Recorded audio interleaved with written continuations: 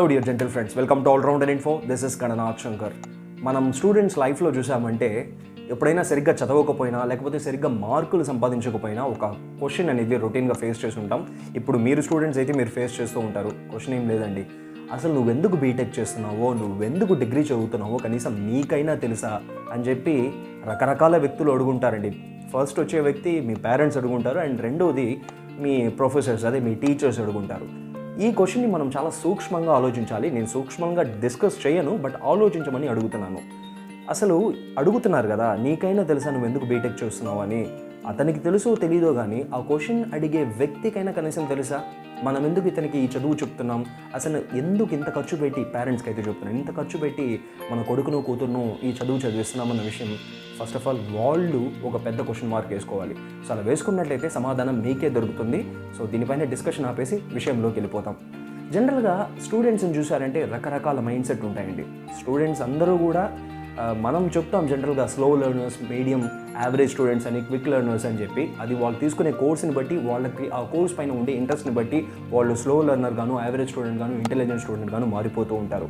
ఇది కూడా వేరే టాపిక్. బట్ ఇవన్నీ ఎందుకు చెప్తున్నానంటే కొంతమంది స్టూడెంట్స్ చాలా వరకు స్టూడెంట్స్ని చూసారంటే ఇమాజినేటివ్ థింకింగ్ ఎక్కువ ఉంటుంది, క్రియేటివ్ మైండ్తో ఉంటారు, లేకపోతే ఎక్స్పెరిమెంట్స్ ఎక్కువ చేయాలని చెప్పి ఆలోచిస్తూ ఉంటారు. మీరు ఈ కేటగిరీకి చెందిన స్టూడెంటా? అయితే DRDO తమ 2 తలుపుల్ని గట్టిగా ఓపెన్ చేసి మీకోసం కాచుకుంటూ ఉంది అనే విషయాన్ని గట్టిగా గుర్తుపెట్టుకోండి.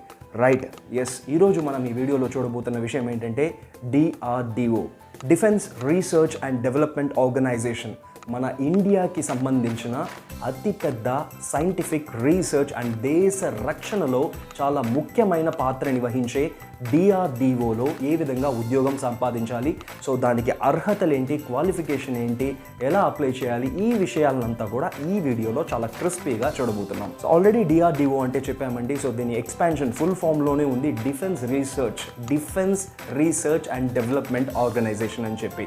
సో ఇండియాకి సంబంధించినంత వరకు డిఫెన్స్కి సంబంధించిన ఎక్స్పెరిమెంట్స్, అదే దేశ రక్షణకు కావాల్సిన మిజైల్స్ని కనిపెట్టడం కావండి, వెపన్స్ని కనిపెట్టడం కానివ్వండి, ఇటువంటి విషయాలంతా కనిపెట్టడానికి ఒక గ్రూప్ ఆఫ్ సైంటిస్ట్ అంతా కలిసికట్టుగా పనిచేసే ఒక అఫీషియల్ ఇండియన్ గవర్నమెంట్ ఆర్గనైజేషనే DRDO.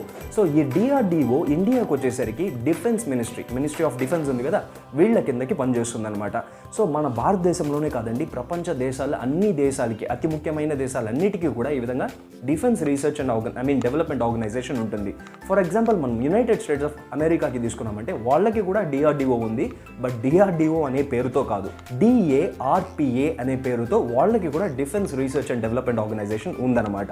సో మన ఇండియాకి వచ్చేసరికి ఇది DRDO. సో ఇండియాలో DRDO ఎప్పుడు స్టార్ట్ చేశారంటే 1958 నుంచి ఉంది. దీని హిస్టరీ చాలా పెద్దది. DRDO గురించి సపరేట్గా ఇంకొక సందర్భంలో మనం డిస్కస్ చేద్దాం. సో ఇప్పుడు వీళ్ళు ఇచ్చే ఆపర్చునిటీస్ ఏంటని చెప్పి చూద్దాం. సో మరీ ముఖ్యంగా ఈ సందర్భంలో మనం DRDO గురించి డిస్కస్ చేయాల్సిన అవసరం ఎందుకని వచ్చిందంటే, సో దేశం యొక్క డిఫెన్స్ అనేది చాలా చాలా ఇంపార్టెంట్ అండి. సో చాలామంది వినే ఉంటారు, World War III అనేది కనుక వస్తే అది వెపన్స్తో మాత్రమే కాదు, ఫిజికల్ వార్గా అయ్యి ఉండదు, బయోలాజికల్ వార్గా కూడా అయ్యి ఉండొచ్చు అని చెప్తున్నారు.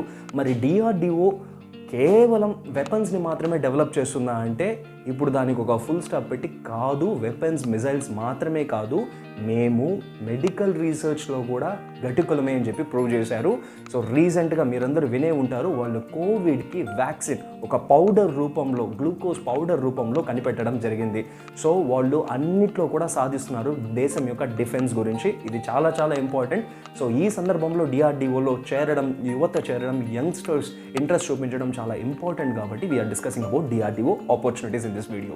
ఇకపోతే తెలుగు పిల్లలకి, తెలుగు స్టేట్స్కి సంబంధించిన స్టూడెంట్స్కి DRDO ఇప్పుడు చాలా స్పెషల్ అని చెప్పాలి. ఎందుకంటే DRDOకి చైర్పర్సన్గా ఉంటున్న వ్యక్తి తెలుగు తేజమే. సో ఎస్, ఆంధ్రప్రదేశ్లో నెల్లూరులో పుట్టి హైదరాబాద్, ఇప్పుడు తెలంగాణ, అప్పుడు ఉమ్మడి ఆంధ్రప్రదేశ్, హైదరాబాద్లో JNTUలో ఇంజనీరింగ్ చేసి టాప్ లెవెల్ స్టూడెంటే G. Satish Reddy garu, Mr. G. Satish Reddy, who is none other than the secretary as well as the chairperson of DRDO. ఇకపోతే DRDOలో ఆపర్చునిటీస్ గురించి ముఖ్యంగా చెప్పాలంటే సైంటిస్ట్ అండి. ఆల్రెడీ చెప్పాం, గ్రూప్ ఆఫ్ సైంటిస్ట్ అంతా కలిసికట్టుగా పనిచేస్తారని చెప్పి. సో సైంటిస్ట్గా ఆపర్చునిటీస్ ఉంటాయి. రెండో ఆపర్చునిటీ చూసారంటే DRDOలో మనం ఫెలోషిప్ కూడా చేయొచ్చు. సరే, ఫెలోషిప్ ఏ విధంగా చేయాలి, దాంట్లో ముఖ్యమైన విషయాలు ఏంటి అనేది సెకండ్ సెగ్మెంట్లో. అండ్ ఫైనల్ సెగ్మెంట్లో డిప్లొమా చేసి రెగ్యులర్ బీటెక్కే కాకుండా రెగ్యులర్ డిగ్రీ చేసే వాళ్ళకి కూడా డిఆర్డిఓలో ఆపర్చునిటీస్ ఉన్నాయి. సో ఇవన్నీ కూడా 3 సెగ్మెంట్స్లో చూడబోతున్నాం. సరే, మొదటి సెగ్మెంట్ ఏంటంటే సైంటిస్ట్. సో ఈ సైంటిస్ట్గా ఎవరెవరు చేరగలరు, ఎవరెవరు అర్హులు, ఏ విధంగా జాయిన్ అవ్వాలని చెప్పి చూస్తే, సో ఇక్కడ సైంటిస్ట్లో కేటగిరీస్ ఉన్నాయండి. సైంటిస్ట్ బి నుంచి, అదే బేసిక్ లెవెల్, ఎంట్రీ లెవెల్ అని చెప్పొచ్చు, ఫ్రెషర్స్ లెవెల్ అని కూడా చెప్పొచ్చు. సో సైంటిస్ట్ బి నుంచి సైంటిస్ట్ హెచ్ వరకు డిఫరెంట్ కేటగిరీస్ ఉన్నాయి. ఇకపోతే బేసిక్ లెవెల్, ఎంట్రీ లెవెల్ అయిన సైంటిస్ట్ బిలో మీరు జాయిన్ అవ్వాలంటే, సైంటిస్ట్ బి కేటగిరీలో మీరు జాయిన్ అవ్వాలంటే బేసికల్గా మీరు ఎస్సిటి రాయాలి. సెట్ కాదండి, CET, set that is different. This is SCT, scientist entrance test అని చెప్తారు. సో ఎస్సిటి మనం రాయాల్సి ఉంటుంది. ఎస్సిటిఏ కాకుండా ఇంజనీరింగ్ స్టూడెంట్స్ ఎవరు అర్హులు అంటే, qualification is of course BTech students కానీ, ఎంటెక్ స్టూడెంట్స్ కానీ, లేకపోతే ఈవెన్ ఎంఏలో మ్యాథ్స్ కానీ, సైకాలజీ కానీ మీ కోర్సులో ఉండి, మీరు గుర్తుపెట్టుకోవాల్సిన విషయం, ఫస్ట్ క్లాస్లో మీరు పాస్ అయ్యి ఉండాలి. సో ఫస్ట్ క్లాస్లో మీరు పాస్ అయ్యి ఈ క్వాలిఫికేషన్స్ అంతా మీరు పూర్తి చేసినట్లయితే you are eligible for this entry level post in DRDO, that is scientist B level అనమాట. అండ్ ఇలా ఎస్సిటిఏ కాకుండా డైరెక్ట్గా డిఆర్డిఓలో జాయిన్ అవ్వడానికి ఇంకేమైనా అవకాశాలు ఉన్నాయంటే ఇంకొక అవకాశం ఉంది, అండ్ దట్ ఈస్ గేట్. మనకందరికీ తెలిసిన విషయమే, గేట్ ఎగ్జామ్ రాస్తూ ఉంటాం. సో గేట్ ఎగ్జామ్లో కనుక మీరు టాప్ మోస్ట్ ర్యాంక్ కనుక సాధించగలిగితే డైరెక్ట్గా డిఆర్డిఓలో పోస్ట్ని సంపాదించే ఛాన్సెస్ పుష్కలంగా ఉంటాయి. సో గేట్ ఎగ్జామ్ చాలా చాలా ఇంపార్టెంట్. దానికి ప్రిపరేషన్ ఎంత కఠినంగా ఉంటుంది, ఎంత మనల్ని మనం డెడికేటెడ్గా ఉండాలో మనకి తెలిసిన విషయమే. ఇది దేశ రక్షణకి సంబంధించిన టాప్ మోస్ట్ పోస్ట్ అండి. సో దానికి ఎంత డెడికేషన్ ఉండాలో మీకే తెలిసి ఉంటుంది. ఇకపోతే రెండో సెగ్మెంట్, డిఆర్డిఓలో ఇలా సైంటిస్ట్ పోస్ట్లే కాకుండా ఫెలోషిప్ కూడా చేయొచ్చు. జూనియర్ రీసెర్చ్ ఫెలోషిప్, అదే జేఆర్ఎఫ్, లేకపోతే senior research fellowship, SRF. So ఈ రెండు కూడా చేసే అవకాశం ఉంటుంది. సరే, junior research fellowship, so JRF చేయడానికి ఎవరెవరు అర్హులు? మీరు మినిమం బీటెక్ చేసి ఉండాలి. So BTech, graduation in BTech చేసి ఉండాలి. సో బీటెక్లో ఆబ్వియస్లీ ఎలక్ట్రానిక్స్ కానివ్వండి, మెకానికల్ కానివ్వండి, లేకపోతే కంప్యూటర్ సైన్స్ కానివ్వండి చేసి ఉండాలి. ఇలాంటి బ్రాంచెస్లో మీరు ఫస్ట్ క్లాస్లో పాస్ అయి ఉన్నట్లయితే so you are eligible to do JRF in DRDO. ఇకపోతే ఎస్ఆర్ఎఫ్, బేసికల్గా ఈ సీనియర్ రీసెర్చ్ ఫెలోషిప్ అనేది చూసారంటే ఎవరి కోసం అంటే సైన్స్ స్టూడెంట్స్కి అని చెప్పుకోవచ్చు అండి. మరి ముఖ్యంగా ఎంబీబీఎస్ చేసి ఉన్నట్లయితే, లేకపోతే డెంటల్ చేస్తున్నా, ఇటువంటి స్టూడెంట్స్కి ఇంపార్టెన్స్ ఇవ్వడం జరుగుతుంది. సో వీళ్ళే కాకుండా మీరు ఎంఎస్ చేస్తున్నా, లేకపోతే ఎంఎస్సిలో ఏదైనా సైన్స్ గ్రూప్లో మీరు ఫస్ట్ క్లాస్లో పాస్ అయి ఉన్నా కూడా so you are eligible to do this SRF. దీని గురించి ఇంకా చాలా డీటెయిల్స్ ఉన్నాయి, ఒక వీడియోలో సరిపోదు.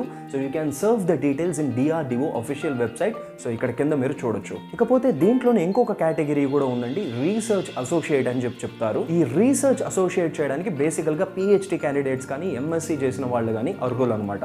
ఇకపోతే ఫైనల్ థింగ్ అండి, last segment, technical department. Scientist ఇవంతా వేరే లెవెల్ డిపార్ట్మెంట్ అయితే, టెక్నికల్ డిపార్ట్మెంట్లో జాయిన్ అవ్వడానికి బీటెక్ కాని స్టూడెంట్స్, రెగ్యులర్ డిగ్రీ చేసే స్టూడెంట్స్ కూడా అర్హులే అనమాట.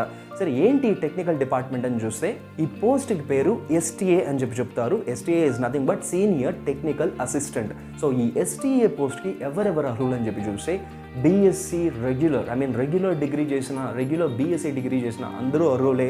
ఇంకా చెప్పాలంటే diploma students, 3 years diploma course ఎవరైతే చేస్తుంటారో వాళ్ళు కూడా అర్హులే. సరే, బీటెక్ స్టూడెంట్స్ ఇక్కడ ఈ పోస్ట్కి అర్హులు కాదా అని చెప్తే ఎస్, అర్హులు కాదు. But under one condition they are కూడా ఎలిజిబుల్ అని చెప్పొచ్చు. సో ఆ కండిషన్ ఏంటంటే ఇంజనీరింగ్ మీరు ఇంటర్మీడియట్ కాకుండా డిప్లొమా చేసి 3 years డిప్లొమా చేసి ఇంజనీరింగ్ చేసే స్టూడెంట్స్ అయి ఉంటే you are also eligible for this STA post అనమాట. సో ఇవి నాకు తెలిసినంత వరకు నేను సేకరించిన ఆపర్చునిటీస్ ఇన్ డిఆర్డిఓ. ఇది కాకుండా చాలా wide range of opportunities DRDO కల్పిస్తుంది. సో డిఆర్డిఓ యొక్క participation in the development of nation or defence తీసుకుంటే చాలా వైడ్ అండి, చాలా పెద్దది.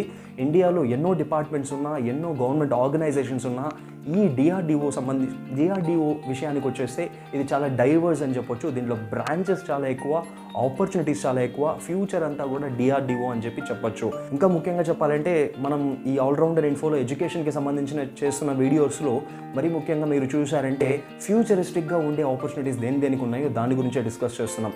ఫర్ ఎగ్జాంపుల్ చెప్పుకోవాలంటే ఫార్మసీ గురించి డిస్కస్ చేయడం కానివ్వండి, లేకపోతే ఏరోస్పేస్ ఇంజనీరింగ్ గురించి డిస్కస్ చేయడం కానివ్వండి, ఇటువంటి విషయాలకంతా ఇప్పుడు ఇంపార్టెన్స్ లేదు ఇండియాలో. But in future there is a lot of importance.